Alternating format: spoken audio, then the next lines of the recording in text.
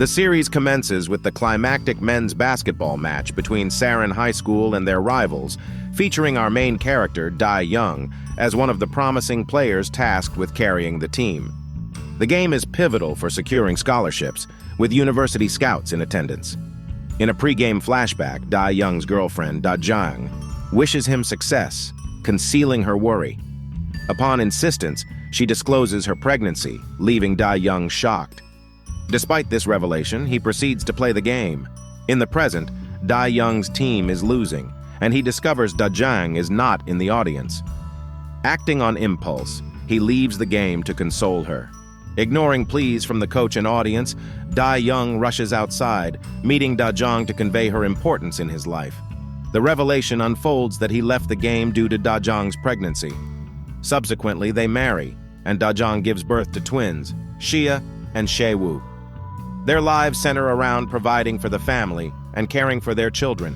The narrative shifts 18 years later, with Da-Young residing in his millionaire friend, Go Deok-jin's house. His relationship with Do-Hyun is strained, nearing divorce.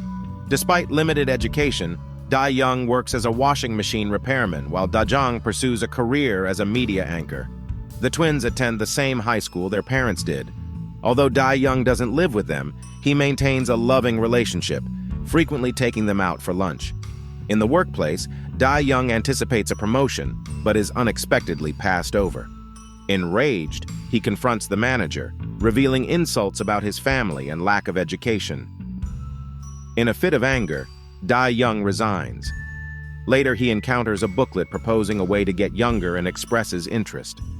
Visiting an old customer, he notices the booklet again, responding with a faint yes to the question of wanting to get younger. Later that night, Da-Young goes to the high school basketball court, reminiscing about his past ambitions.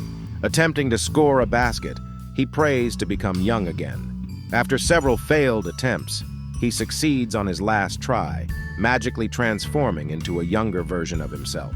Unaware of the transformation, he enters a nearby superstore, where he encounters a young Da-Jung working at the counter. Believing she is his daughter, he scolds her for not informing her parents. Shia, however, views him as a stranger, leading Da-Young to realize he has become young. Utterly disbelieving, he heads to his friend Go Deok-jin's apartment, where his friend fails to recognize him. An attack with game gadgets ensues, and Da-Young notices a high school picture, comparing it to the young boy. To his shock, the faces match, and Da-Young comprehends that he has transformed back to his younger self.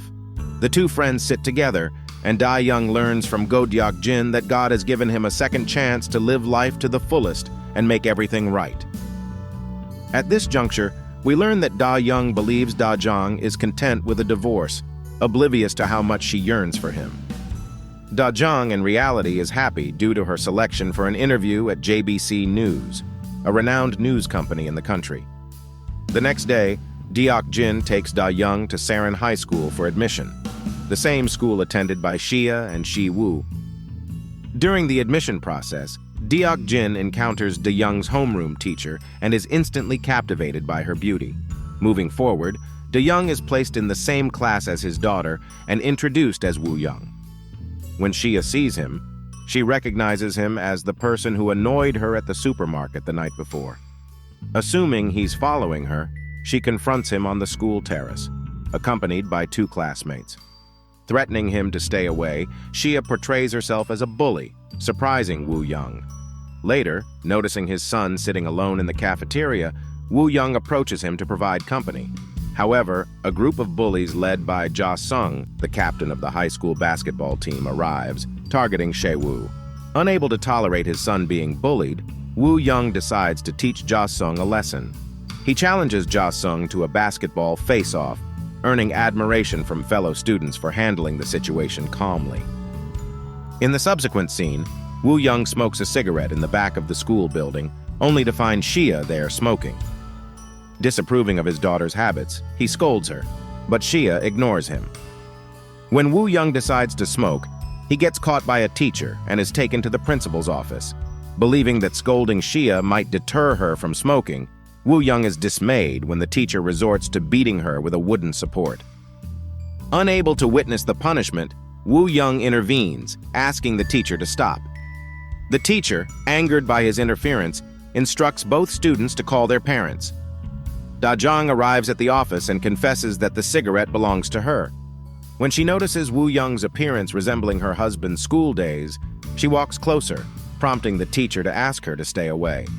Deok-jin also arrives, claiming Woo-Young as his son, surprising Da-Jung. In the evening, after school, Woo-Young notices the bullies following his son to the basketball court. To his surprise, the bullies leave, and Shae-woo enters the court for practice.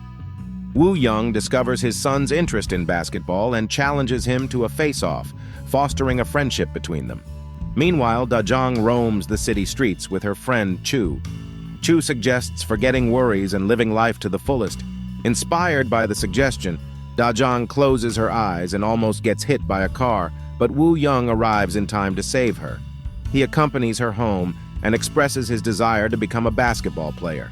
Da-Jung advises him to stay away from smoking and work hard to achieve his dream. Following Deok-jin's advice, Woo-Young starts exercising and avoids cigarettes and alcohol. He decides to focus on his children and help secure a bright future for them. Da-Jung recalls how Woo-Young saved her and realizes the similarity to Da-Young's actions during their school days. She visits Deok-jin's apartment to meet the mysterious boy.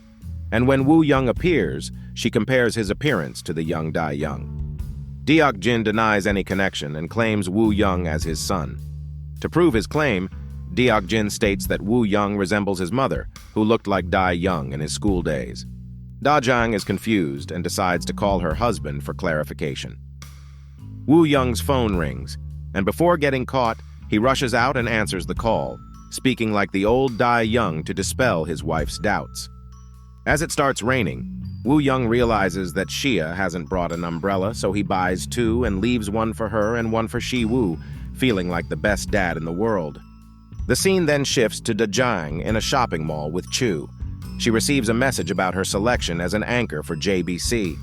Excited about her achievement, she shares the news with Chu. Simultaneously, Woo-Young is selected for the school basketball team and invites Shi-woo to join him. Initially hesitant, Shi-woo agrees under Woo-Young's persistent encouragement. While returning home together, Da-Jung informs Shi-woo about her JBC selection. Woo-Young is genuinely happy for her, and they share a heartfelt hug. The next day, walking alone in the school hallway, Woo-Young notices a group of boys making derogatory comments about Da-Jung's age and appearance. Enraged, he confronts them, but before he can act, Shia's friend Ji-ho intervenes. The episode concludes with Woo-Young joining Ji-ho, warning the bullies to stay away from him.